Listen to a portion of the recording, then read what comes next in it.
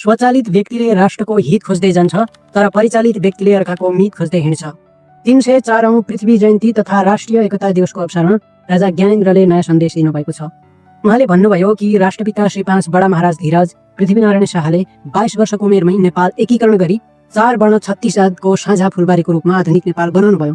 तर कालान्तरमा कतैबाट उत्पन्न भ्रमको चपेटामा देश पर्यो र 2 दशक अगाडि शान्ति आर्थिक उन्नति गर्छौं र देशलाई स्थायित्व दिन्छौं भनेर आएका दलहरूको चाहना अनुसार नै हामीले जनताको नासो जनतामै सुरक्षित फिर्ता गरेका हौं र यो हाम्रो कमजोरीको अनुमोदन थिएन।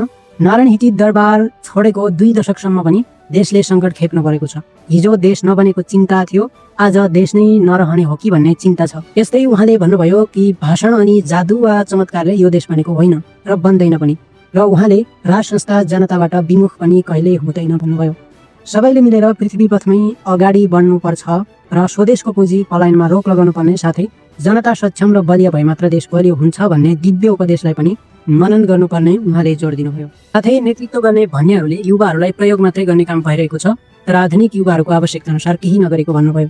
उहाँले यो पनि भन्नुभयो कि राष्ट्र निर्माता बडा महाराजा धीरजको विरासत र वंशका प्रतिनिधिको रूपमा मेरो भूमिका स्पष्ट रहेको छ। राजा ज्ञानेन्द्रको यो सन्देशले के प्रश्न हुन्छ भने, यदि अब पनि आउने सरकारले पनि केही गर्न सकिन भने राज संस्था पुनर्स्थापना हुन्छ भन्ने आशा गर्न सकिन्छ। तपाईको विचारमा के लाग्छ कमेन्ट गर्न नभुल्नुहोला। साथै भिडियोलाई लाइक पनि गर्नुहोस् र पुरै भिडियो हेर्न चाहनुहुन्छ भने च्यानलमा गएर हेर्न सक्नुहुनेछ।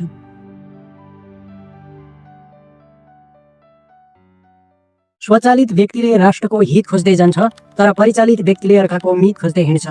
304औं पृथ्वी जयन्ती तथा राष्ट्रिय एकता दिवसको अवसरमा राजा ज्ञानेन्द्रले नयाँ सन्देश दिनुभएको छ। उहाँले भन्नुभयो कि राष्ट्रपिता श्री 5 बडा महाराज धीरज पृथ्वीनारायण शाहले 22 वर्षको उमेरमै नेपाल एकीकरण गरी 4 वर्ण 36 जातको साझा फुलबारीको रूपमा आधुनिक नेपाल बनाउनुभयो।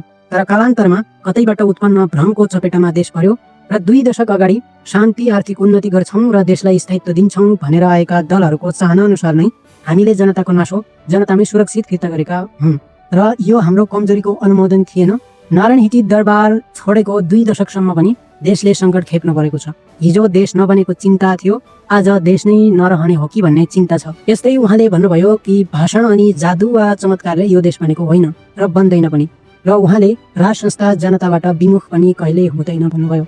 सबैले मिलेर पृथ्वी पथमै अगाडि बढ्नुपर्छ र स्वदेशको पुँजी पलायनमा रोक लगाउनु पर्ने साथै जनता सक्षम र बलियो भए मात्र देश बलियो हुन्छ भन्ने दिव्य उपदेशलाई पनि मनन गर्नुपर्ने उहाँले जोड दिनुभयो। साथै नेतृत्व गर्ने भन्नेहरूले युवाहरूलाई प्रयोग मात्रै गर्ने काम भइरहेको छ, तर आधुनिक युवाहरूको आवश्यकता अनुसार केही नगरेको भन्नुभयो।